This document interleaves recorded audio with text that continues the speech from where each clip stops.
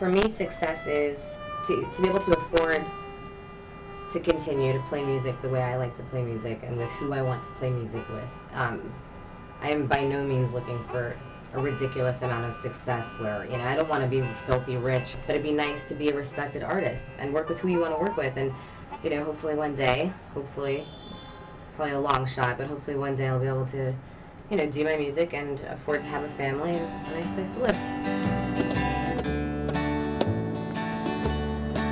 Is there a place a guilty man can go? A place where he's unknown and where he can be alone. And if there is,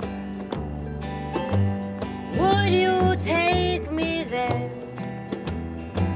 I really don't care where, as long as it's alone.